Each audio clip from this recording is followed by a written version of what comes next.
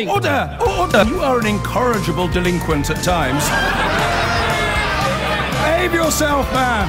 Where I kind of allow myself an hour on Brexit. I am, as you probably gathered, in a very strange place personally. And I wouldn't normally be quite this self-referential, but I have, for good or for ill, become very personally associated with criticism of Brexit, evidence-based analysis of what would almost certainly happen, right up until the end of last year. At the beginning of this year, all bets are off, because nobody really knew what was going to happen. Once it moves out of the realms that you can understand by reading and into what will politicians do in parliamentary votes, then analysis changes very, very profoundly. I don't think I'll ever understand why what was obvious to anybody who had read either the Good Friday Agreement or Theresa May's speech in which she laid out the red lines, or ideally both. There was no way in which the insistence that we would be leaving the single market and the customs union could be delivered without undermining the very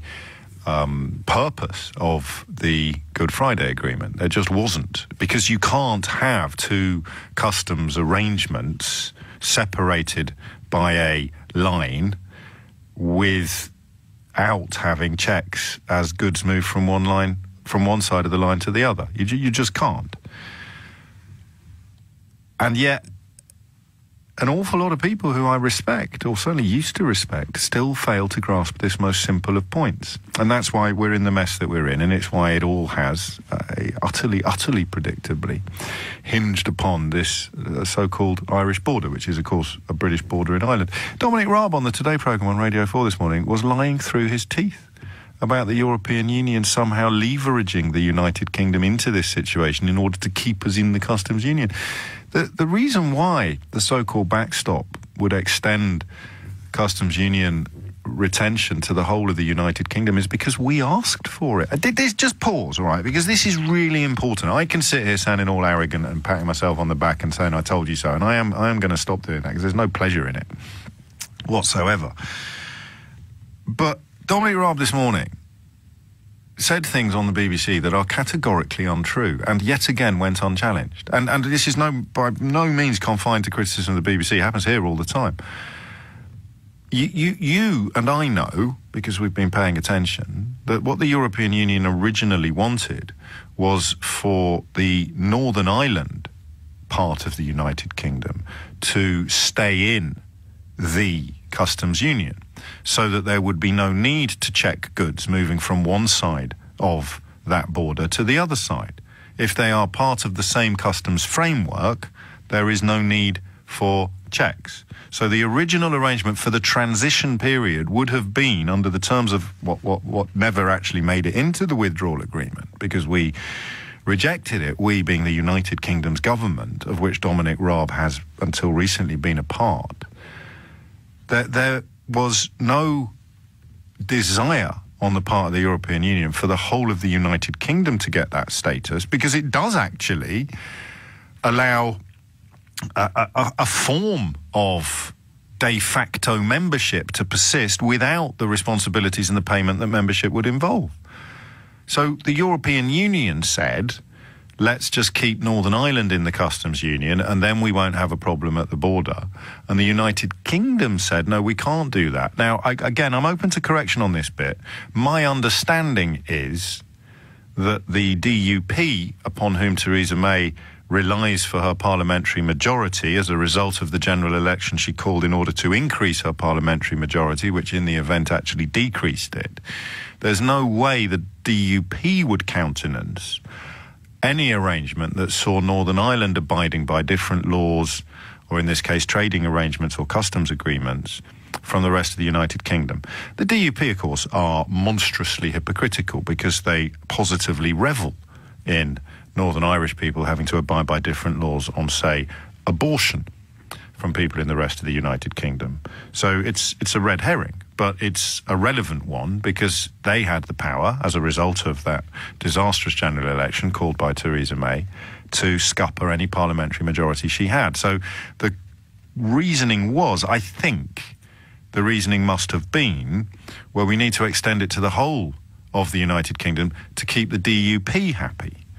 But, of course, by keeping the DUP happy, she enraged the ERG, or the sort of more extreme Eurosceptics. The DUP and the ERG ordinarily would be in bed with each other. In fact, I think, didn't Rees-Mogg turn up at a DUP fundraiser? Must have gone down well with his Conservative association. Anyway, that is the logical analysis, as I see it, of what happened there. So for Dominic Raab to claim this morning that it's somehow been a European Union tactic, that's so spectacularly dishonest and disingenuous that I think he possibly believes it. I know it's naive of me and characteristically over-trusting, but it's so obviously wrong and dishonest and disingenuous that I don't think he would have said it if he realised. I think in his own tiny mind, he must think that what he said today was true. Because what we've observed recently is once you get it into your head that our European allies are our enemies, that the supranational organisation and the rules-based framework under which we've agreed to abide for the last 30 or 40 years, if you somehow manage to convince yourself that they are the enemy, then as the earlier caller reminded us, reason and evidence and facts cease to matter. They're the enemy. We must resist them. Everything they do is bad. And a lot of people listening to this programme are in this mindset. And I don't know how to cuddle you anymore. I don't know how to break through that anymore because they're clearly not our enemy. But to you, they clearly are. And when I ask for evidence, you don't really have any. You might talk about unemployed young people in Greece, but you know deep down that's nonsense and not answering the question that I'm asking. You just don't like them because they're the enemy. And that's why we have to leave. And that's all that's left now. But to hear somebody who was, I think, Secretary of State for Brexit until relatively recently, spout undiluted untruths on national radio, even after so long and so much experience of such behaviour, it's very, very jarring. The reason why the withdrawal agreement sees the customs union extend to the whole of the United Kingdom is because that is what we asked for. And the European Commission reluctantly agreed. That was a favour. That was a concession. How many people who call themselves, to use that ludicrous word, how many people who call themselves Brexiteers actually understand that the extension of customs union to the whole of the United Kingdom rather than exclusively Northern Ireland was a concession within the negotiations between the European Commission and the United Kingdom government? Because if Dominic Raab doesn't, I don't think you can be blamed or criticised for not understanding that either. Your heroes are still saying things that aren't true. You're too busy to pick over the bones of these issues, so why on earth wouldn't you believe them? And if they can get away with saying it on Radio 4 without being challenged, or indeed on LBC without being challenged, then I can't blame you for going away thinking it might be true. I can't blame you anymore. I used to, and I'm sorry. Because you turn on your radio or your television, Dominic Raab says something that isn't true, he doesn't get challenged, you go away thinking it's true. That's not your fault, that's his fault and the person interviewing him. It just is. So that's what they're reduced to now, saying things that aren't true. The situation in Ireland is not a result of European Union leverage or intransigence. It's a consequence of a concession that they gave to us in order to allow Theresa May to keep the DUP sweet. Now, I know this is an arrogant phrase, but sometimes you need a little bit of arrogance to cut through all the cant. I think what I've just said is a matter of fact, not opinion. I really do. I am, as ever, open to correction. 0345 6060 973. And it leads me to this frankly astonishing, even though we predicted it, this astonishing conclusion, which is we are leaving the European Union as things stand this month.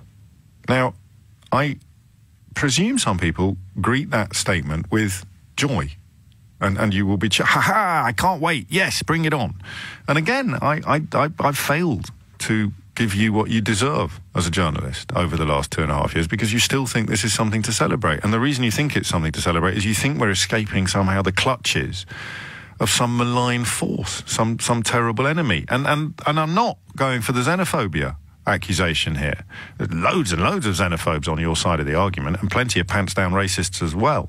But there's nothing racist or xenophobic about having been persuaded by decades of propaganda and falsehoods that this deeply flawed and imperfect institution is actually dedicated to the detriment of the United Kingdom. It is somehow our enemy. But what it means is that we're leaving this month and we still don't know how. And what this confusion has done, and this only really occurred to me on holiday last week. I think you had to be away, you had to be outside the game in order to actually watch it properly. It's nice to get outside the game occasionally.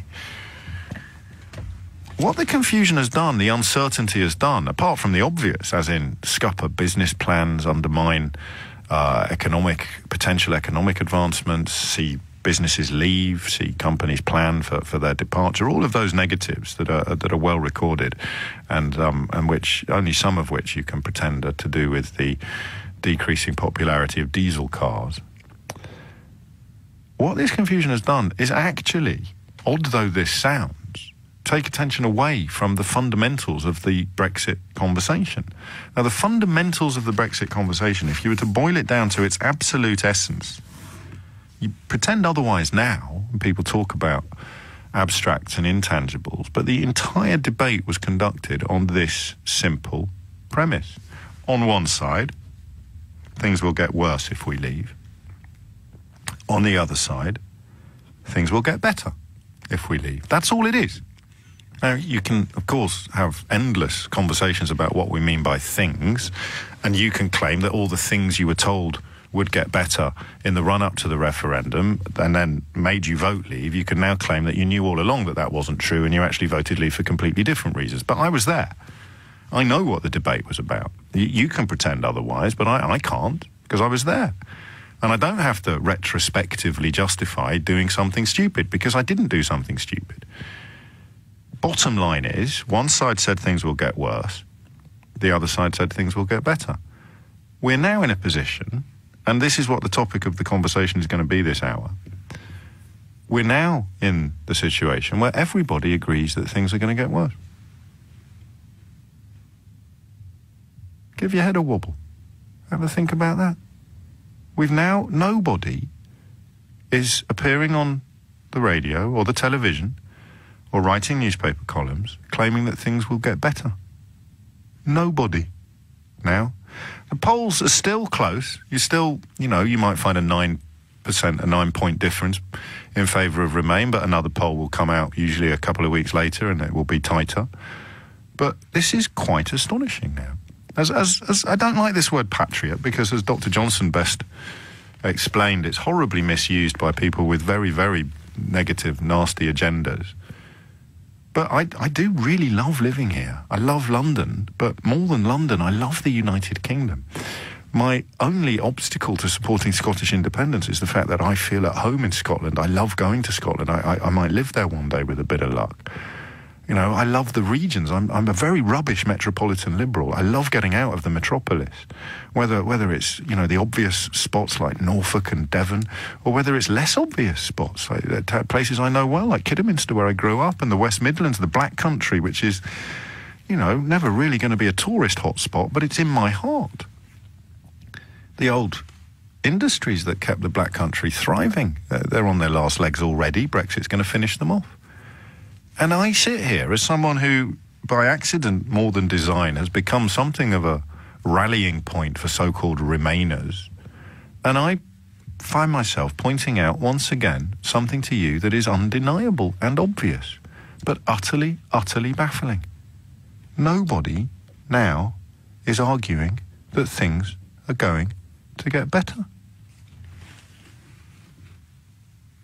How has that happened? 0345 6060 973. We are leaving in 28 days. 4 weeks, 1 month. Tried in my head there to do 28 times 24 and tell you how many hours, but flippin' heck, I'm not Carol Vorderman, or indeed Rachel Riley. We are leaving in 28 days. Nobody knows how, and nobody that encouraged us to do so is claiming anymore that anything is going to get better. 672 hours, and nobody is claiming. Regardless of how you voted, there are now 28 days to go, potentially, until Brexit happens, and absolutely no agreement on what that means. If you had to pick a fatuous phrase from the last 2.5 years, probably the most fatuous would not actually be one of the ludicrous emissions from the despicable belch of beery flatulence that is Nigel Farage. The worst stuff from proper politicians would be the Brexit means Brexit line from Theresa May, because it's now 28 days until, quotes, Brexit, end quotes, and we don't know what Brexit means. What we do know is that nobody is now arguing that things are going to get better. Everybody is saying that things will get worse. People still allied to the Leave camp are claiming that that is a price worth paying for. Misunderstanding of what the word sovereignty means, blue passports, and a misunderstanding of the fishing industry. That's the price worth paying. Things will get worse. Go back nearly 3 years, and the entire debate was conducted on a really simple premise. On one side, things will get worse.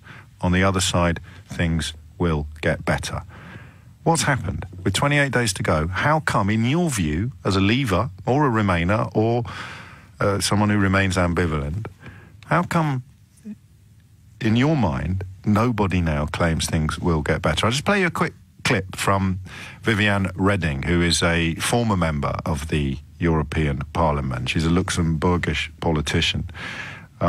She's a former European Commissioner for Education and Culture. I thought she was still an MEP, but yes, she is. I beg your pardon. This is Viviane Reding just dropping truth bombs.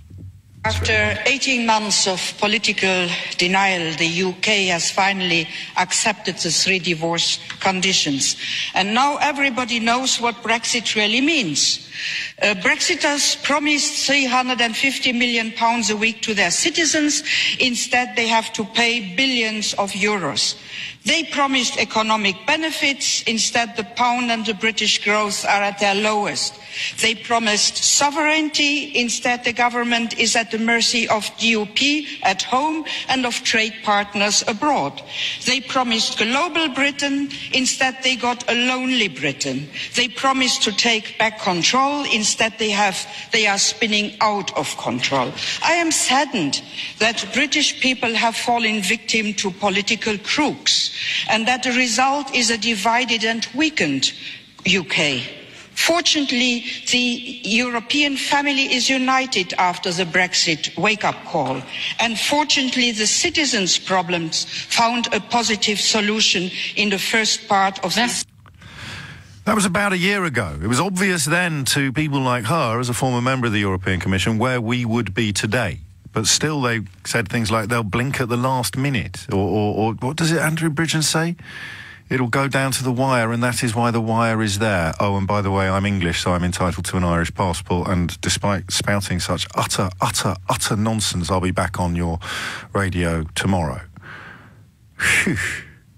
I suppose the nicest thing you can say about Andrew Bridgen is that he's not as daft as Digby Jones. But that's it. That is the view from the outside. 28 days to go. Nobody claims anything's going to get better. Why and how has this happened? Dan's in Croydon. Dan, what would you like to say? This is my perspective, or how it happened to me. Yes. How I voted to leave, and why everybody I know voted to leave, the majority of friends, colleagues, family. And I think it came at a time when it tapped into a general sense of, I'm going to use the word happiness. I'm going to nudge you back and sort out your phone line, and then I will bring you back. With a reminder, Dan, and I know you've only just started speaking, the phone line's gone south. I'm not asking why you voted leave. I'm asking why, with 28 days to go, nobody can claim that anything is going to get better. But maybe the two are intrinsically linked. They probably are. Barry is in Manchester. Barry, what would you like to say? Hello, James. Hello, yeah, Barry. You know, I don't always agree with you, James. You know, but, God for that, Barry. Yeah, but what you were saying about Ireland, you know, and the British border in Ireland, it's absolutely sound. I mean, you have it to a T. And it's very refreshing to hear that in England. Well, it shouldn't be refreshing, should it? It's just 2 + 2 = 4. But sure, I know that. But isn't it, I mean, what amazes me, though, and it shouldn't amaze me that you said it, but you did, and it is refreshing to hear it, because you don't hear it. You certainly never hear it on the BBC. Never do you hear it on the BBC. Just a simple reminder that the the so-called backstop or the extension of the withdrawal agreement's terms to the whole of the United Kingdom was something that the European Union didn't want to do, but did so as a negotiating concession to the United Kingdom. And I think that Dominic Raab might even have been Secretary of State for Brexit when it happened. And yet he goes on the BBC this morning and claims that it's a weaponised leverage from the European Union. Oddly, and this is a psychological rather than a political observation, I don't think he realises that he's talking twaddle. I think he's like a lot of them. He's in the trenches, you know. He's so embedded now in the wrong-headed approach to the European Union that he can't see the wood for the trees. Yeah, I totally agree. I mean, it's crazy. I mean, the whole thing was, the backstop was actually Theresa May's negotiating team. They proposed it to the European Union, and the European Union said, well, okay, because I think that'll probably solve a lot of the issues regarding your border in Ireland. Extend it to the whole of the United Kingdom, because then you'd be getting the benefits of membership without the responsibilities. Exactly. But they did it anyway to make her life easier, and yet her own so-called ally. Oh man, alive! I'm losing it now. I know, but James, isn't this what the Labour Party, the British Labour Party in September proposed? Isn't that exactly what they proposed? What? That a customs union for the entire UK. Yeah, but you can't do that and in perpetuity, because you wouldn't be able to abolish freedom of movement. No, but they proposed a customs union, not the customs union. Oh, yes.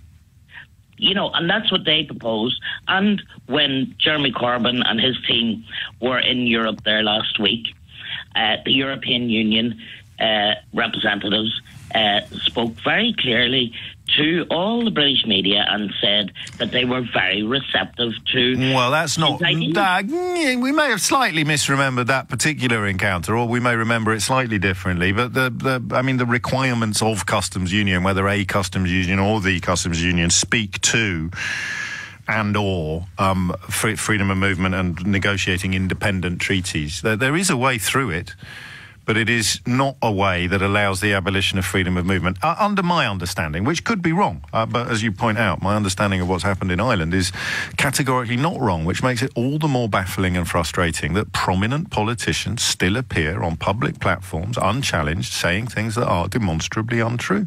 Have a look at Fintan O'Toole or Tony Connolly, a couple of the leading Irish journalists, on this, if you want to actually see reality rather than reality distorted by the lens of Brexit. Thank you, Barry. It's coming up to past. A simple question. We'll get back to Dan in Croydon after the news. After Dan, it could, of course, be you.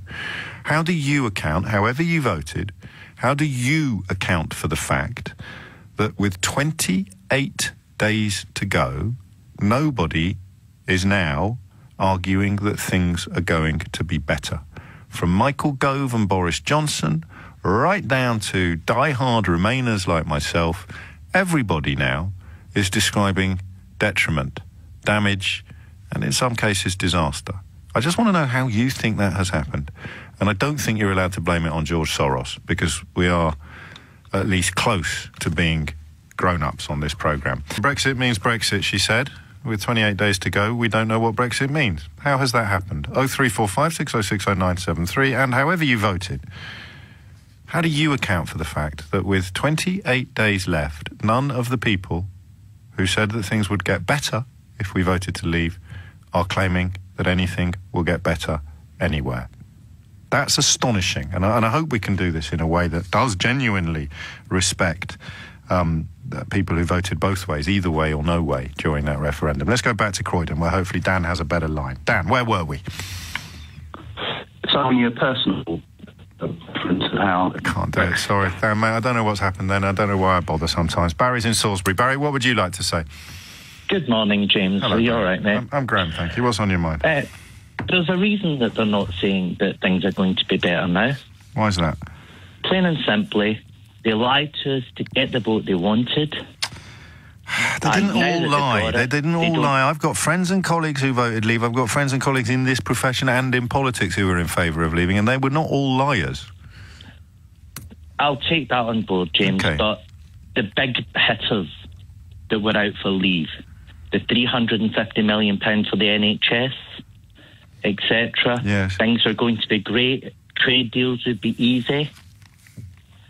They weren't can't say lies. that They were. they're not- I think again. I'd say I don't know why I'm at such pains to be kind to not these lies, people, then. but Raab's not lying this morning. When Raab says that he can't be lying because it's so obviously untrue. It's a failure of journalism not to challenge him and question him, but he can't be lying. It's a touch of the Greylings. It's almost like they're not, or the Digby Jones is the best example. He's not bright enough to realise how thick he is. Very true, but as you can tell, I mean, I live in Wiltshire, but I'm Scottish by birth. Yes. Now, the Better Together campaign, run by the Tories, basically said, plain and simply, that to stay in the EU, they had to vote not to have Scottish independence. Now, I know that you don't like that, them to have their independence, but Scotland is a sovereign people, as are the English, Northern Irish and Welsh. Now, they were told to remain in the EU, they had to vote to stay. That was a lie by the Tory party because they were already planning on this EU referendum. Yeah, I think. Well, I think I'll give you that. I mean, I don't know. I can't read David Cameron's mind, and now, at this point in history, I wouldn't really want to. But no, don't. Again, everyone's pursuing very personal agendas on the programme today. Whether we're talking about Chris Grayling or whether we're talking about Brexit. James, you probably think I'm a Remain voter. No, I don't. I voted Leave. Right. Okay. Why? I voted Leave because I thought that the country would be better off. So what lies did you fall for? I fell for the 350 million to the NHS. Fair enough. The trade deals would be easier without much tariff. I went against the party that I support and vote. So if you'd been listening to me, and unfortunately, because I was trying to jump through the hoops of BBC impartiality at the time, I didn't come down heavily enough on the Remain side in the run-up to the referendum. Not that it would have made any difference to anything, but just for my own personal peace of mind. If you'd heard me say immediately after the referendum, for example, why would anybody give preferential trading terms to a market of 50 million people compared to a market of 500 million people? What would you have said then? To be honest, I would have looked at the facts that you were presenting, James, and I would have agreed with you. Well, you're no fun. Now, I would vote Remain. Well, obviously. But on the circumstances that all parts of the United Kingdom, which is 4 countries and not just one, yes, had an equal say. Scotland voted Remain. So you'd be looking at the sovereign issues rather than the simple quantity of voters. I hear you, Barry, I really do. And the reason I say you're not much fun is because, you didn't put up an argument to that. People did back in the day. I don't know if you've seen the Financial Times report today on what the Americans will be seeking in a trade deal. And I stress again, this is an opening gambit. It doesn't mean they will necessarily get it. But in any future trade agreement, America, as it stands, is seeking a commitment from the United Kingdom that it won't be pegged to currency fluctuations. In other words, you'll set an exchange rate and that will apply to future trading arrangements regardless of where the two currencies go subsequently, which is pretty much what the ERM was. And Eurosceptics hate the ERM, but will no doubt work to persuade themselves that being tied to a similar mechanic in the American trade agreement is a good thing. And that's yet more evidence of where we are. How have we ended up 28 days from the cliff edge, nobody claiming that jumping off the cliff is a good idea anymore? Nobody. They're just saying we have to do it because ... will of the people. We have to do it. Nobody's saying it's a good idea. In what other area of life, even if you put your house, even if you bet your life savings on something, when it becomes clear that your horse is dead, why would you still insist on running the race? Matt's in Leicester. Matt, what would you like to say?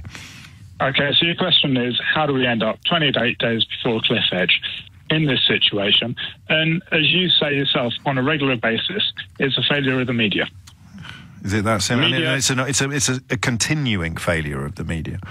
It's a continuing failure of the media. It's a failure of the media in the past. It's a failure of government to make sure that media has a responsibility. It's failure of a professional organisation to organise itself in the same way as the medical community, the legal community, to regulate itself and to make sure it doesn't disseminate misinformation and lies. Yeah, but the media is not publicly owned. The BBC has questions to answer that you've just posed, but the rest of us The legal profession is not publicly owned, James, but they still manage to make it's sure a national that institution and it's responsible and that they no. Chill a bit. It's publicly funded. I know that lawyers can work for private clients, but judges. The legal profession is not publicly funded. Judges. I haven't finished speaking yet. I'm not going to be able to get my words out. People, I'm going to do it to you, James. You're perfectly entitled to. We can carry on. We can still be friends. But I'll be the judge of that.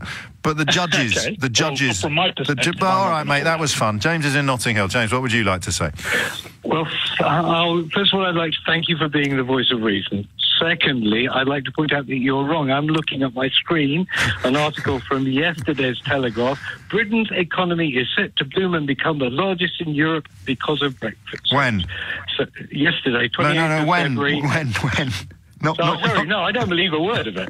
But, I know, but when does the article say that the economy is going to be booming? Oh, hang on a second. It just says it is. To be quite honest, I'm not going to give the Bartley brothers money by going through the paywall. Well, it'd be interesting to know what the timescale is on it, but you're right. I withdraw the claim that nobody is claiming that it's going to be better. Presumably there are still people out there insisting that it will. But what's your analysis of how we've ended up 28 days away from the cliff edge, with the massive majority of people who told us that jumping off the cliff would be brilliant no longer claiming that there will be any benefits to it at all?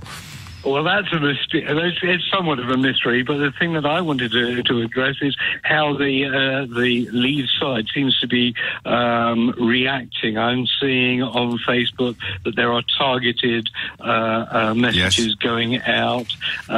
You've got the Institute of Economic Affairs, whose funding seems to be somewhat dubious. Well, you can't say it's dubious because you have absolutely no idea who it is. So you can say that it's dubious that we have no idea who it is. And if they want to remove any airs of dubiousness, it's really, really simple. They just tell us who funds them. Point taken. I'm just getting paranoid again, seeing Salvini in Italy, the rumours that Russian money was behind. Not a rumour. We had the journalist who broke the story on the show earlier this week. It's a report. You could file it under allegation, I suppose, but not under rumour. Okay, allegation. I'm just seeing the signs of a panicked backlash. You know, they haven't got Cambridge Analytica to manipulate, but I'm very worried. There'll be something else, something similar. And the targeted Facebook adverts are already coming out under the auspices of a really dodgy organisation that nobody knows who runs it. There's some bloke on Twitter that used to write sitcoms, is the public face of this outfit, and that's all I've been able to find out about them. So, I mean, the last fella before he got on my wick was right, of course. There has been a massive failure of the media. Only the BBC is obliged to be impartial. The rest of the media is perfectly entitled to have strong opinions and to pursue them. But what I don't understand as both a punter and a professional is how respectable people have managed to persuade themselves that they never said it would get better. They're now saying, no, we knew all along it would get worse. Can you make sense of that? And again, it's more psychological than political, James. I don't blame the media so much as I blame, Corbyn in particular, the people who are living in unicorn land. Yes. People who believe. But that's patronising and condescending, you see. That's, again, part of the problem, is that there's no language to describe reality that isn't patronising and condescending, because you can't talk down to people who are wrong from a position of being right without it involving a degree of talking down. Yes, I know. I just try. I've learned my lessons from you. I try not to be rude. It's sometimes difficult. Sometimes difficult not to point out that the YouGov analysis post-referendum that pointed out that the biggest single split was on education. Yes, that was. Although again, actually, it lets off the hook older, educated, conservative supporting Leave voters in the southeast. And don't forget that you've got a majority now among the Conservative membership of people who've been successfully groomed into believing that no deal is somehow preferable to any alternative whatsoever, let alone the withdrawal agreement that Theresa May actually managed to negotiate. James, thank you. I'm a little late for the break. I think we'll stay with this for a little longer after the 12 o'clock, but I do want to catch up on that story about landlords, immigration, and the High Court finding the government to have been responsible for racial discrimination and violating human rights. And guess who's joining us in about an hour? I will be sliding off early today in order to conduct an interview with the former British Prime Minister for my new podcast series, Full Disclosure. I'm not telling you who it is, though. A, because I might get hit by a bus on my way there and it will never happen. And B, I like to build up a little bit of suspense. A former British Prime Minister, you say? Who could it be? Wait and see. It should go live on Monday. But in order to get as much time with him or her doesn't work, does it? She's dead. In order to get as much time with him as possible, I'm going to slide away a little early, which is why I have pre-recorded an encounter with not a Prime Minister, but a drill minister, which I'll be playing to you live in about an hour. Here's a tweet from an account that rejoices in the name Low Tax Chloe. Make of it what you will. Chief Ramona at Mr James O.B. needs to respect the will of the people and believe in Britain, and both sides lied, and no deal is no problem, and leave means leave, and we all know what we voted for, and sovereignty, and global Britain, and 17.4 million people, and freedom, and World War II. Some salient points there. In answer, of course, to the question of how, with 28 days to go, we've ended up in a place where, regardless of how you voted, you will recognise that none of the people who told you to vote leave are now claiming that anything is going to get better. Well, I'll add any time soon, just because I'm nice like that. Colin's in Woking. Colin, what would you like to say? Hello, James. Hello, it's been a bit of a roller coaster this morning, really. I've had people who've really agreed with, really disagreed with. I'd like to take issue with the caller who said it's all the media's fault. Yes. I think there's only so much that the media can do when you're actually representing what the politicians have said, what the people I don't know. To know. I might write about this in my next book, just to be incredibly self-referential. I don't know anymore. I mean, because, you know, I start talking about people and you hear names of colleagues, and I don't understand why they're still pretending that this is anything other than a disaster, except through pride. So I do think the media bears some responsibility.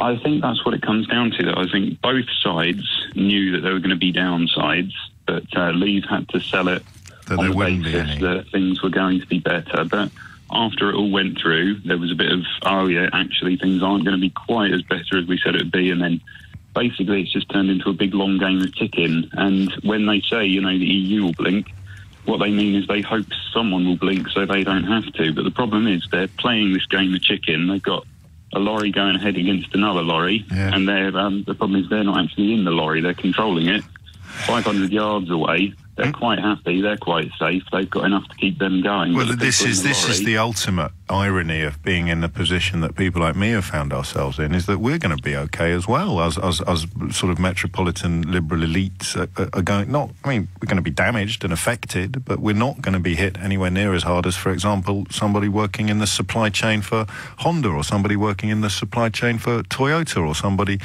working for the back office Dyson jobs that were announced last week were moving. That's the irony. The people that we're looking out for, and this is why you get accused of being patronising and condescending, the people you're actually looking out for are, in a large number of cases, the very people who are furious and hateful towards you, such as the cross we have to bear.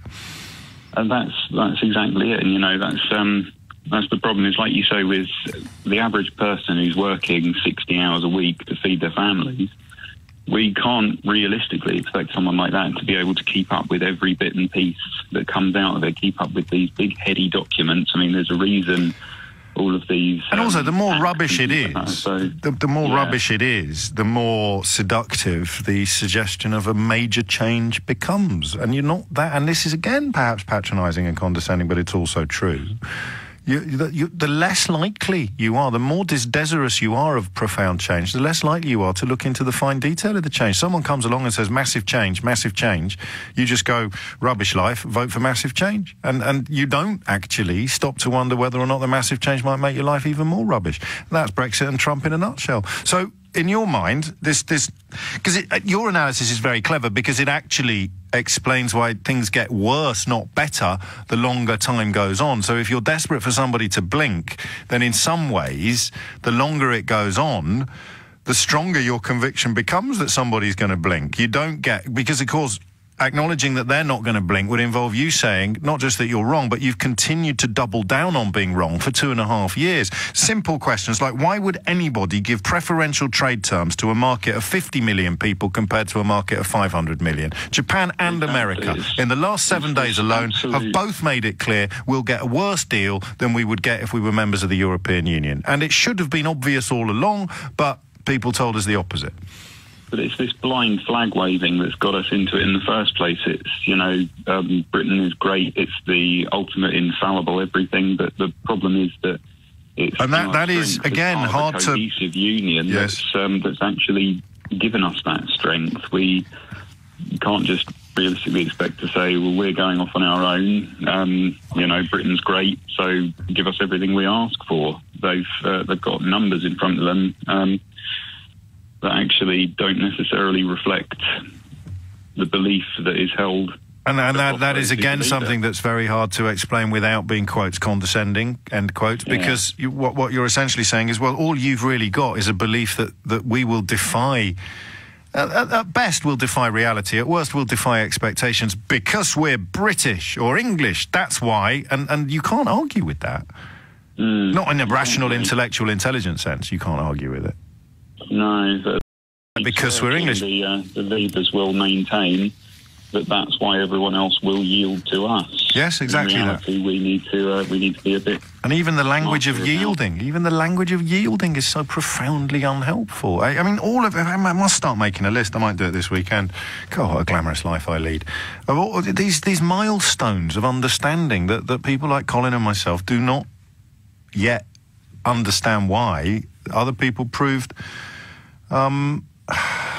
immune to them. Because why would you offer a market with 500 million customers inferior terms to a market with 50 million customers? These simple questions that haven't been yet satisfactorily answered. And the minute we started asking them is the minute we started seeing just how things were going to unfold and unravel, culminating in this belief that somehow things will be fine because of our geographical history.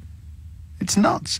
But why aren't the polls bigger? Why isn't the gap bigger in the polls? Answer, because people like Dominic Raab can still spout undiluted hogwash, unchallenged on the state broadcaster. And why doesn't the state broadcaster challenge it? Because of balance.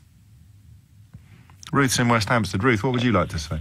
Yeah, hi, James. Hello, I've been sat here and I've been thinking more, actually, while I've been listening to the last call. And originally I was going to say that I think that, that the Conservative Party have a real fear of the electorate, and I do think that's true for Labour as well. Yes. They're much more worried about hemorrhaging votes if they actually come out there with the truth. But I think in part, I think it's the ego of Theresa May, particularly in June 2016 when she took over. I mean, did she honestly think that she could solve the issues that were going to come up? And she must have had some kind of foresight. This is the great mystery of our time. This is the enigma wrapped up in a conundrum, masquerading as a mystery. Yeah, she really thinks that she can deliver Brexit, she can hold the country together, she can keep both sides happy. She's never going to do that. But she will not admit, and they will not admit, that they've been hoodwinked, in part. I mean, Dominic Raab clearly, unless he's being very disingenuous, he's been hoodwinked. Hoodwinked isn't quite the right word. It's more like a grooming or a gaslighting process over 30 years, portraying the EU as an enemy. And once you've got that into your DNA, you can't get it out again. Yeah, I would agree with you about your colleagues as well, because there's one that I will not name. Of course. But he's on in the evenings, and he's gotten increasingly shrill. The same thing's happened to Rees Mogg. The deeper they're in, the shriller they seem to get. And I can just feel that he doesn't really believe what he's saying. But I can also see him sort of digging himself in more and more and more. The more he's questioned, the shriller he becomes, the more he has to frantically cling on to something. And what do you cling on to? Then you end up with a sort of English exceptionalism, or you end up trying to blame it all on the EU, which is what Raab was doing this morning, blaming the EU for a concession the EU gave the UK in the context of the problems thrown up by our decision to leave. Our unilateral decision to walk away is somehow their fault. It must also be terrible for the mental health of these people as well. But I think the media is I do think they're partly responsible. I do think it's part of the balance. Yes. But they enjoy having people like Nigel Farage on. He makes great television. Yes, and at the end of the day, the BBC... In the sense that some people cheer and some people scream. But the BBC shouldn't be doing that. We have to. I mean, it's a commercial imperative. Bums on seats, doesn't matter what they're watching. But the BBC should have known better. in the words of Jim Diamond. Ruth, thank you. I'm a little bit hitting the news on time for once. That's the only reason I'm moving along. Don't forget, DrillMinister will be joining us at about 12:44, and before that we'll have a quick chat with we'll have a proper chat with Satbir Singh, Chief Executive of the Joint Council for the Welfare of Immigrants, about this High Court ruling that the government's right to rent scheme violated human rights laws and caused racial discrimination. Astonishing, really. That broke this morning. The other story to break this morning was the one about Eurotunnel getting £33 million worth of public money because of the allocation of those ludicrous ferry contracts undertaken by Chris Grayling. And that unexpectedly dropped 30 minutes into a conversation we were already having about how on earth Chris Grayling can remain in the cabinet. Oh, what a tangled web we weave when first we practice to deceive. The question is, and I think it's been answered by as many Leavers as Remainers so far, although I have to point out and remind you the Leavers, really by dint of rational action, are now ex-Leavers. How, with 28 days to go, have we ended up in a place where none of the people who told us to leave are arguing anymore that leaving will make anything better? 03456060973. We'll return to that imminently. Before that, though, yet more bad news for the government. I mean, you sort of run out of superlatives, if that's the correct noun to use, or you run out of words, almost, although no danger of that happening to me anytime soon. But on a morning like today, 3 stories breaking live, all of which would be scandals for a government in normal times. Chris Grayling soils himself in public yet again. This time it will cost us £33 million to clean up.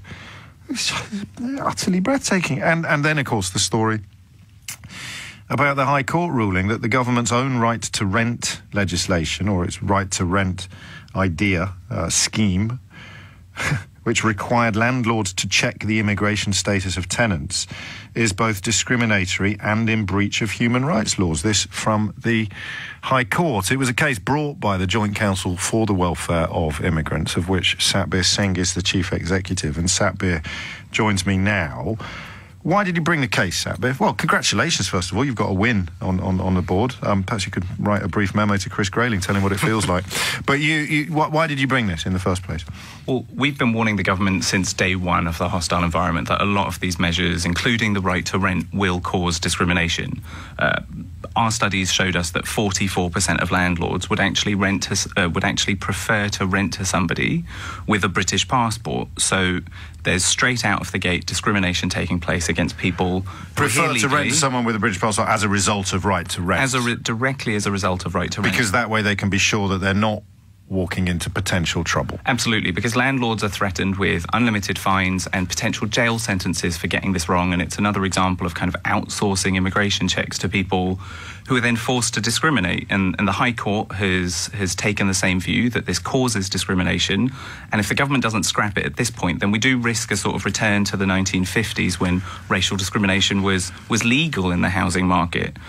Neither this scheme, the right to rent, nor the rest of the hostile environment actually even work as immigration control methods. They just cause discrimination and misery. But you know and I know they weren't really designed, or perhaps unfair to put these words into your mouth. My view is very much that these things were never designed to act as immigration checks and balances. They were designed solely to provide red meat for the chomping tabloid agenda that had, at that point in proceedings, become virulently anti-foreigner, not just, of course, anti-migrant. Well, I do share your view on that. These measures weren't designed to work, and there's no actual monitoring mechanism in place on the part of government to even check if they're working. They just want to announce it. Paul Dacre was still editor of the Daily Mail. He presumably gave it a resounding round of applause. Mission accomplished for Downing Street. Exactly, and last year we saw with the Windrush crisis that kind of unravelling very quickly, with the government sort of realising that there are consequences to these actions, there are consequences to these decisions, and people out there in our communities, our neighbours and our friends, feel those consequences every day. And today the High Court has ensured that the government also feels some of those consequences. And there are recorded cases, of course, of people being turned away. One British man, this is in the Property Industry Eye magazine, a British man and his family are homeless after a letting agent turned them away under right to rent rules.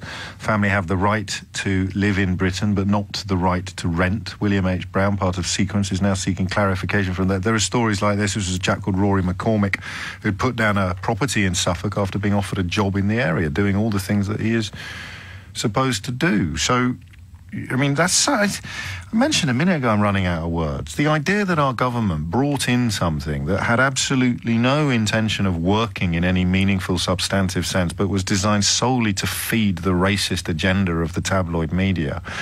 I didn't think I lived in a country where that would happen. Well, not at governmental level. Well, it's the oldest trick in the book. If you're going to impose austerity on people, if you're going to force 0 hours contracts on people, poverty wages, the easiest thing you can do in order to kind of clear the path to staying in power is to just point the finger at people. So imposing hostility on the foreign-born when you're imposing austerity on the native population is just good politics. But unfortunately, 7, 8, 9 years later, now we're seeing the consequences of those, and people are now starting to thankfully ask really difficult questions about how the government got away with some of these policies in the first place, and the entirety of the hostile environment really does have to go. Again, I'm in the business of nutshell, Sapir, as you know. So again, I'm going to labour this nutshell. The point is, if I am a landlord and 5 people line up in front of me seeking to rent my property, and one of them is a white British passport holder, one of them is French with a French passport, one of them is German, one of them is perhaps from the subcontinent, Pakistani or Indian in origin. Whether they're in possession of a British passport or not is immaterial to this.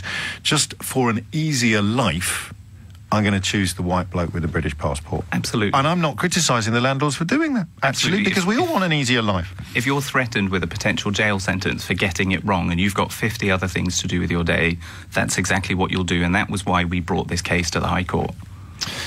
Were you expecting to win? I know the law is a complicated business, but you presumably had so much evidence on your side, you'd have been very surprised not to get the result you've got. Well, we were confident in our evidence, and we were joined actually by the Residential Landlords Association, who themselves were saying that landlords don't want this policy to be in place. We were always confident in our evidence. It's always a difficult thing to say we're going to have to take legal action, and we would have liked it if the government had listened to us in the first place. Windrush is just one of many examples where the government really can't say that they didn't see this coming, because we have been talking to them about these risks and these problems for a number of years. We were confident in that evidence. We're really relieved today that the High Court has ruled in our favour, and now we just hope that the government takes this opportunity to say that there is no room for racism in this country. And of course, I mean, again, there have been cases of, wasn't there a senior politician who had a cleaning lady who had a false passport? I think. I may have misremembered this, but let's use it as a theoretical example, because, again, I could go to jail for 5 years if I check your passport and it's fake, couldn't I? Yes, and that's the whole dilemma of the whole hostile environment. You've outsourced the responsibility for immigration enforcement, not just to landlords or employers, but to nurses. So you're working on the emergency ward or in casualty, and you've got 20 patients coming in, and you've got to check whether they've all got the right to treatment or in secondary care. You're not going to check everybody's immigration status, are you? Because you just don't have time. You're just going to do it to people who look to you like they might be a bit risky. Yes, and that's discrimination writ large. No dogs, no blacks, no Irish, as you alluded to a moment ago. This, of course, was part of, as you remind us, the government's hostile environment policy, which means it was introduced presumably under the Immigration Act of 2014. Remind us who was Home Secretary then, Sammy? The current Prime Minister, Theresa May. What happens next? I mean, does this mean it gets scrapped? Because legal findings do not necessarily legislation make. Well, I'm sure the government is going to they could come out and say, no, we're going to keep this discriminatory breach of human rights laws on the statute book, but they will probably try to appeal it. They will almost definitely try to appeal this decision, but what I would say is that any attempt to defend this policy, particularly after such a damning judgment from the High Court, is an attempt to defend the right to discriminate and to defend the right to make racist policy. Again, I can't labour this point too much. The judge, in this case Judge Martin Spencer, said there has been little or no effect on the alleged aim, the claimed aim of controlling immigration. My theory, which you concur with, is it never had anything to do with that. It was all about giving tabloid editors something to cheer. But the judge also found even if there had been evidence that it was having an impact on immigration figures, which, again, it's only a matter of opinion that high immigration figures are a bad thing, it would have been significantly outweighed by the discriminatory effect. In other words, the price of the human price would not be worth paying for any statistical success. Absolutely, and the judges also said that MPs that voted in favour of these measures would be, and I quote the judge, aghast at the discriminatory impact that it's having. MPs Sajid Javid, as Home Secretary, have to take this opportunity to row some of this hostility, this ugly policy back, and signal to the country that there is no room for racism in government. Yes, you may be backing the wrong horse there. Sajid Javid, of course, has emerged in recent weeks as an enthusiast for the notion of banishment without trial for British citizens. How did you respond to that? So this is the Shamima Begum case. Well, you know, if you commit a crime and you know, supporting ISIS is a pretty serious crime. Thankfully, in this country, we've had 1,500 years to develop a superb criminal justice system. Why aren't we using that? Why are we stripping somebody of citizenship? I mean, my parents weren't born in the UK. If I commit a crime, am I going to be told at some point that you can go back to wherever your parents came from, a place that you weren't born? Are we going to do that to people who have 1,500 years ago some sort of heritage in Scandinavia? Are we going to say, well, the Norwegians can take you because that's where you came from originally? Send Boris Johnson's children back to America, I suppose, if he hadn't renounced his citizenship. But anyway, you weren't here to talk about that today. You were here to talk very specifically about the right to rent idea. Is there any argument, this is my final question, because some people are always keen to score political points. I think it's misplaced here. I've had a few texts, so I'll put it to you. But the Residential Landlords Association were on your side in this case. So there's no argument that it was designed to sort of help Tory landlords have an easier life, was there? I think my correspondent here has got that one wrong. Well, there's absolutely no question of that. The Residential Landlords Association, which also conducted research, said landlords do not want to do this. Yes, this makes life much tougher for landlords, yes. Mr. Jettison. So I'm happy that I've given some oxygen to your claim, because it allows me to point out that I don't actually allow all criticism of Conservatives to go unchallenged, unless it's Chris Grayling. We've got about 25 minutes before I will hand you over to my... what was the correct word for someone who puts you in a song? I suppose I'm his muse, DrillMinister, and his muse, me. That's a pre-recorded interview as I slide away to conduct an interview with a mystery former Prime Minister for my soon-to-be-launched new podcast, Full Disclosure. I say mystery. A few of you have pointed out on Twitter it's actually already advertised on the LBC website who I will be interviewing, but hey, smoke and mirrors. Hey, it's all about the mystery. So it's a mystery. Former Prime Minister. Who could it be? Before all of that, how have we ended up 28 days away from Brexit without knowing what it means? 0345 606 0973. And, more pertinently perhaps, how do you, however you voted, account for the fact that none of the people who told you to leave are arguing anymore that anything is going to get better? That's breathtaking. Actually, I can't believe we're still accidentally stumbling across things that stop us in our tracks. Because it sometimes feels we've talked about nothing else for 3 years. But that is breathtaking. None of them. It's already reached the point where it's not about outlining the benefits. It's about finding someone to blame for the bad stuff. In this case, Dominic Raab trying to blame the European Union for something that we invented on Radio 4 this morning. Quite breathtaking. I mean, Digby Jones on tape telling us that he knows for a fact what the German car industry would do. They've now done the polar opposite. Digby Jones still invited into studios to share his... I'm not quite sure what the correct word is to describe what comes out of his... I suppose words is fair, technically speaking. Breathtaking. None of them now claiming that anything's going to get better. James Dyson would be great for British business, but I'll be moving mine to Singapore. How has this happened, genuinely? Peter's in Bristol. Peter, what can you tell us? Hi, afternoon. Hello. Yeah, about how we got here and what do we do now. I don't know about what we do now. Let's not bite off more than we can chew. Let's just have a look at how we've ended up 28 days away from the cliff edge with none of the people that told us to jump off the cliff now claiming that jumping off the cliff is a good idea. Well, I'll just say this, that really the target's got to change. Our government has basically failed to govern for, I would say, 20 years. You know, they've cut corporation tax and they've basically slashed budgets all over the place. And then they've done things like increase education fees, university fees and things like that. I don't want to interrupt. Well, no, I do want to interrupt you. If I'd asked any of those questions, I'd be fascinated in your answers to them, but I haven't, mate. So we're looking very specifically at the sort of 2.5-year unravelling of people who said things would get better, but who no longer claim that anything will. How has that happened? I mean, that's just politicians being politicians, isn't it? They point at someone else, blame someone else, and now we've got to the point where that's not working. Reality has come to us now, and they've just sort of done this thing of, instead of fixing problems, they've just sort of fluffed them again, just pointing at someone else, and then it's like they expect things to actually happen when reality is here. Right. Thank you, Peter. From Peter to Paul. Fly away, Peter. Come back, Paul, in Tottenham. Paul, what would you like to say? Hello, James. Hello, Paul. I was kind of touch and go, remain, stay, go, leave. I couldn't make my mind up. Yeah. And then I voted remain because I just didn't believe Johnson. I just didn't believe Farage. They just, they're just liars. I just couldn't believe them. What made you lean towards leaving then, given that it's very hard to find... I mean, there are a couple. I would go for Ian Dale and Sir Bill Cash personally, although I don't think either of them have changed their views yet, which undermines my praise slightly. But there are people on that side, the Leave side, who aren't charlatans and liars, but you've picked two who obviously are charlatans and liars.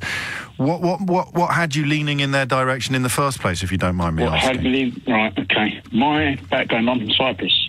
Right. And when the Cyprus banks collapsed due to the Troika and the EU kind of restrictions and stuff, I've got family that lost quite a lot of money because they had money in the Laiki Bank that went under.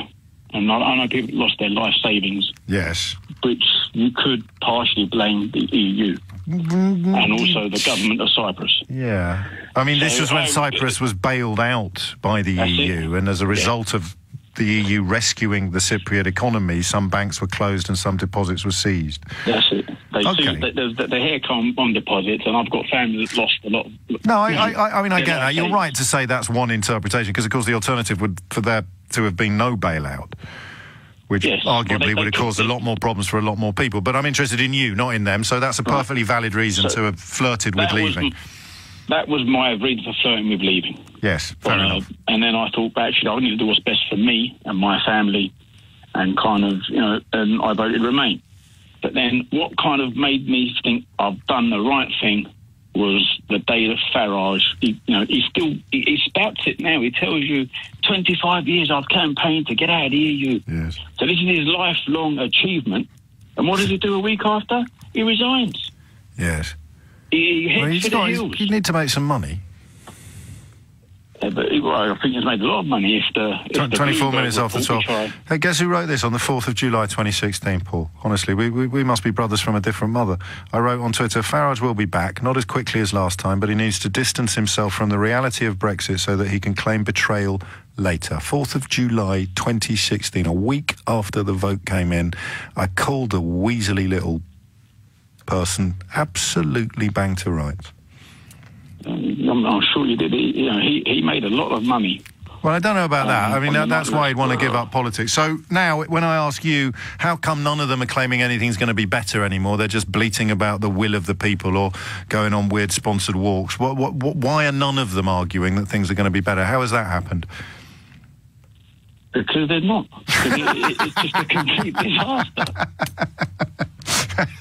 Paul has pulled the string on my suit. I like this question. He's right.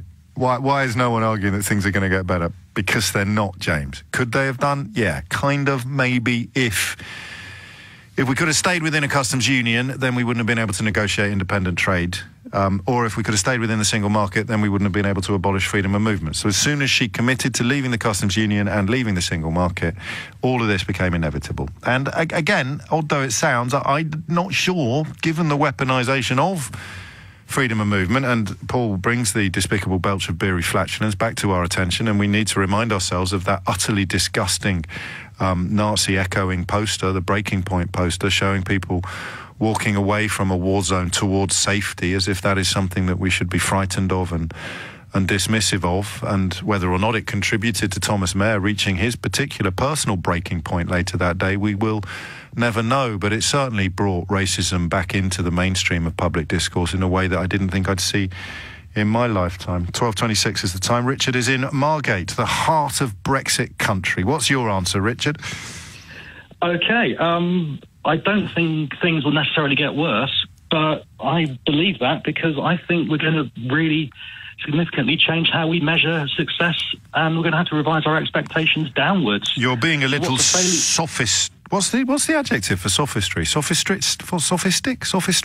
I'll defer to you on that. Well, I don't know, mate. But anyway, you're being a sophist. You're doing some sophistry. There we go. We got there in the end. A little bit, yeah. Essentially, but the point is, things will get worse, but I believe people will believe that it's not that, or it's not that bad, and, you know, we've got this, we've got that. But ultimately, there's going to be an overemphasis on trade deals for the next few months. That's all the government can do. But the trade, and this is, you're right, because, of course, the media will be still conning the public, because the trade deals should be demonstrably superior to the ones that we currently have.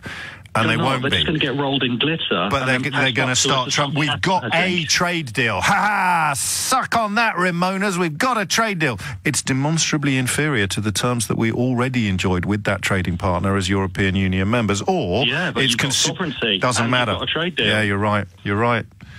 Sorry, chlorinated chicken will be painted as a win. Chlorinated chicken becomes a win then, doesn't it?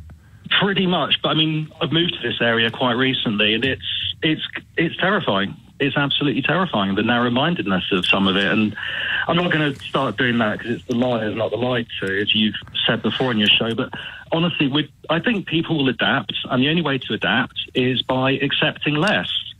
Do you know, what's astonishing, as you speak, I glance at there's a BBC programme broadcasting at the moment, and I can see the subtitles, and there's a woman there saying, "We are leaving, you have to start talking about the positives." And that's what we're doing. We're saying, why aren't there any positives? But apparently we have to start talking about them because we're leaving. But there aren't any, but we have to start talking about them. What are the positives? You're in Margate. There must be graffiti explaining what the... I mean, apart from there might be fewer foreigners here, because that's already happening, and the racists don't seem any less racist than they were when they said there were too many foreigners here. What are the positives, Richard? As I say, I think people will become happier with less. Yeah, the positives become tangible. We're still alive. Ha-ha. What happened to Project Fear? We're still alive. We're signing trade deals. All right, they're inferior to the ones we already had, but we're still signing them. Ha-ha-ha. I haven't even mentioned Liam Fox's podcast. Have you heard about Liam Fox's podcast? Richard, have you heard about Liam Fox's podcast? No, I tried to avoid too much to do with Liam Fox. Do you know much about podcasts? Do you know much about podcasts? I am familiar with them and I listen to them, but I've never created one. Would you imagine it would cost to set up a podcast that was heard by 8,500 people? Well, let's be specific. 8,398 people listened to a podcast made by Liam Fox. Guess how much it cost? Well, surely it shouldn't cost more than the studio time to record it and then to pay for him to pay probably a millennial to put it online. Guess again, sucker. I don't know, a few £100? Guess again, sucker. Higher. Is it? It's not Garden Bridge prices, is it? No, it's not quite Garden Bridge, but play the game properly because I want to build some tension up over the news. So your opening bid was 500. I say higher, you say... I say 2.5. 2,500. I say higher, you say... I say 5. £5,000 for a single podcast that was only listened to by 8,398 people? No, higher. Is it £1 per person or £1 per listener? Mate, that would be... £8,398. That would be a bargain compared to what Liam Fox, who's going to be responsible for signing all those shiny new trade deals that we're going to have that are going to be better than the ones we've already got. I will tell you after this how much each person who listened to Liam Fox's podcast cost per listener, and then I'll give you the total, and you won't believe me, because Brexit. Got some phone lines free. 0345 6060973 is the number you need. I'd love to speak to you if you're still thinking that there's good stuff around the corner. I'll try to keep it civil, although I am increasingly frustrated with the fact that I think you're going to bring about a period of very unnecessary difficulty for us and our country. But, you know, we all make mistakes. So, in your view, why have they stopped talking about... When's the last time you heard a prominent Brexit campaigner describing benefits that we will accrue 28 days from now, when we leave? And look, if you're in favour of no deal, which astonishingly has not been put to bed, that's still a possibility. it's a smaller possibility, in my opinion, than it was a couple of weeks ago, because I think the ERG are going to bottle it when push comes to shove. They will put party ahead of personal pride, and always put party ahead of country. Such is the Conservative way. I would love to know what it is you're most looking forward to, because that might be a way of building bridges between these two horribly divided portions of the country. No, it's not all bad. You'll have this. 0345 6060 973. But I'm particularly interested in this question. With 28 days to go, why have Brexiters stopped talking about the benefits of Brexit, in your view? However you voted, why? Why have they stopped? And you can't nick Paul's answer, which was because there aren't any. 0345 6060 973. Or maybe you can. Maybe that's all we'll get. I'm only here for another 5 minutes, so you better get your skates on. Jonathan's in Finchley. Jonathan, what would you like to say? Hi, James. The reason they've stopped talking about it is because the chickens have come home to roost. That's just a fancy way of saying because there aren't any. Well, you can say in 3 words. It's about mismanagement of expectations. We were told we would get these massive financial benefits. We were told we could get wonderful trade deals. Yes. We were told that, and the lies, we were told that Turkey was set to join the European Union. Yes. And then 2 weeks later they fired 5,000 judges. Yes. And we had the coup. We had the stuff about the stuff on the side of the bus. Did you fall for any of this personally? I'm an economist, James. Well, 90%. So is Patrick Minford, mate. 90% of economists, and I've never seen economists so unanimous about anything. 90% of economists said that this was a bad idea, and Michael Gove said we've had enough of experts. Yeah, Patrick Minford said it was a great idea, though. He also said, of course, that it would involve the running down of industry and agriculture, and he is the economist that Jacob Rees-Mogg bows to when pretending that he thinks things are going to get better for ordinary people. Patrick Minford has been a maverick for the last 40 years. You're a very polite and diplomatic man, Jonathan. I expect no less. So, I guess in a way we're both putting words into the mouth of the Leavers, because a lot of people who voted to leave still don't think they made a mistake. How do you think they would account for the fact that none of their champions and heroes are talking up positives or benefits anymore? Well, a sufficient number of Leavers have changed their minds, such that if we had the referendum today, Remain would win approximately. Probably, but not guaranteed. In fact, I wouldn't even say probably, because they'd just weaponise all the same stuff that you've mentioned again. And this is where you can't but avoid being condescending and or sneering. You don't have to sneer, but if you take the literal definition of condescension as talking down, how else can people who've been proved right talk to people who are still wrong, if not through a degree of talking down? Oh, could it have gone any better? I mean, when you said expectation mismanagement, I thought we were going to have a slightly different conversation, because the only way the expectations could have been accurately managed would have been by putting them out of their misery before they saw the light of day. Well, the Remain campaign, we tried to do that, but I made a list, James. Go on. I made a list of reasons why people voted to leave. Yes. And this was a genuine list, as far as I could see from social media. And it's things like, I can't get the same white paint as I used to be able to get. I can't get an appointment at the doctor's when I want it. Yeah. I can't get the same dog food as I used to be able to get. These are genuine reasons, James. People won't believe you, but I do. And anyone who's listened to this programme on a regular basis will. We had that poor fella saying there were too many brown faces behind the tills in his local Tesco. That's why he voted leave. And obviously it went very viral and it features in my book. But the whole point of that exchange was that I believed him. I do think that is why he voted to leave. And that's why I don't understand why so many people who keep talking about the 17.4 million... are closing their eyes and putting their fingers in their ears to that reality. We've already seen, and I've got no problem with brown faces behind the tills anywhere, or indeed in wigs sitting in judgment in British courts. But of course, that's the point. We've already seen migration from non-EU countries go up as migration from EU countries go down. So people like that are actually, as a result of their vote, going to see even more brown faces behind the tills at their local Tesco. Well, I think, I say the chickens are coming home to roost. They are. People are beginning to lose their jobs. The health service is beginning to see people. Yeah, but if you just believe enough, Jonathan, they won't be chickens. All right, there'll be tangible benefits coming home to roost. Might look like a chicken, might cluck like a chicken, quack, quack, quack, might squawk like a chicken, might walk like a chicken. But if you just believe enough, you'll see a unicorn. And I've sadly got 47 seconds left because that would have been a lovely point at which to conclude this week's proceedings. Brendan's in Gloucester. I've only got 27 seconds left, Brendan. Say something clever before I go. Oh, blimey, that's a lot of pressure, James. You're telling me.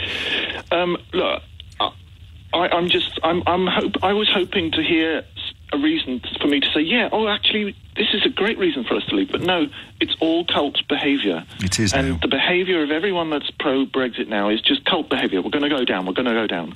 And we knew we were going to go down. We voted to go down. Going down's going to be great because... I know, but there is no positive. I haven't heard anyone rational say... actually, this is going to be really good and explain to me empirically why it's going to be good. It's just cult behaviour now. Yes. Well, I'm not going to argue with that. I am, however, going to bid you farewell. After the latest, it's not headlines, after a brief break, we will return with a pre-recorded conversation between myself and DrillMinister, the drill artist, who, well, he's a really interesting guy for a number of reasons, not least because he's the bloke that put to music quotes from actual politicians, which were every bit as vicious and virulent as things that drill artists routinely say. And he's not here at all, or remotely, because I feature in his latest track. No, God, no, that would just be so conceited. God, see you next. Joined now by DrillMinister. Let's begin with a little snippet of his latest track, No Deal Brexit, and I've very carefully chosen a bit that doesn't mention me. Italian clothes, now we all look great. The government shook, look, wait, they don't want to set a voting date. Don't want to see no riots of tantrum. That's where there's talk of a new referendum. Man's been political drilling for a while. Only now man's got your attention. Police when are in my home. Man had to switch my flat. Flushed and packed. Pigs got most of my balls. Cuffed them, put them in the can. Call and crash. No deal Brexit looks more likely than Corona marrying a new wifey. Man's got a grip on Parliament tight. Hey. Well, I have to say that this is the first time I've ever had I was meeting with one of my managers earlier, and he came over and said, I have to interrupt you. I've just had a call from security. There's a gentleman in the foyer in a balaclava helmet who says he's got an appointment with you, James. Which hasn't happened before, DrillMinister, but there is a reason why you keep your identity secret even on the radio. What is that? The message I'm putting across is making me a figure. So to protect people around me, protect what my interests are in terms of what I'm trying to achieve. I'm trying to take it away from my identity and who I am and focus more on the problems at hand. So that's more or less the reason why I do it. I get that. So you came into my orbit when you were commissioned by Channel 4 News to essentially put into a drill music context words that had been uttered or reported in public that had been said by politicians. Phrases like, I won't stab her in the back, I'll stab her in the front. And this was during the Daily Mail manufactured, or possibly, that's a little unfair, but during the tabloid newspaper furore about drill music supposedly encouraging violence rather than reporting or reflecting it. Where did that idea come from for the Channel 4? I can't take away the brilliance of Simeon Brown. Simeon Brown, actually, one of the reporters at Channel 4. Yes. He was on the search to try to find somebody that could put together an idea that he had, which was the idea of he had certain quotes, not all, just certain quotes, and he had an idea of a freestyle. So I did it. He said, whoa, this is more than a freestyle. This is like a whole song.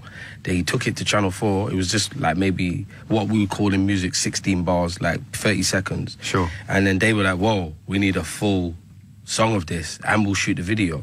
So I was like, whoa, you guys really, this is like you're endorsing what we're from then. Okay. So then I was like, that's even better for the culture and everything. It means that the mainstream media is now pushing a positive agenda about what our background is rather than a negative. So I said, yeah, I think this is something to do.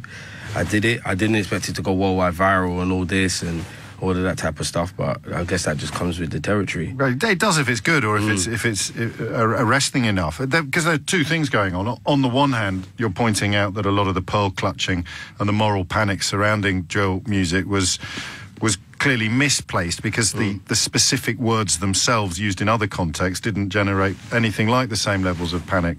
But there was also, and this is where you've moved to since, the question of the political engagement of sections of society that are often perceived as being outside of the political discourse. That's the whole point. I think we're moving into a new world, and a lot of people from, I'm not just saying this because I'm on your show, but a lot of people from my background, you're one of the very few people we listen to in this realm. We don't really check for LBC like that because it's a lot of talking. Sure. And too much talking, a lot of the time, not a lot of change is happening from talk. So you're pushing the agenda of change and pushing the agenda of why are we not questioning things? And this is what I'm all about. Why are we not questioning things? Why are we just so stuck in our ways that the man are just accepting what's been put on us, accepting situations of austerity, accepting situations of council, accepting situations of so many things that don't really make sense on a grand scheme. When what you do on your show, when you question it and say, well, if we actually use our brains and think for 2 seconds instead of just accepting what's in front of us, can't we see that this doesn't actually make sense? It doesn't make sense for bankers to be bailed out when people have been paying mortgages for 50 years. It doesn't make sense. Bankers are half their age. Yes. So it doesn't actually make sense. And that's what I try to raise the awareness of in what I'm doing.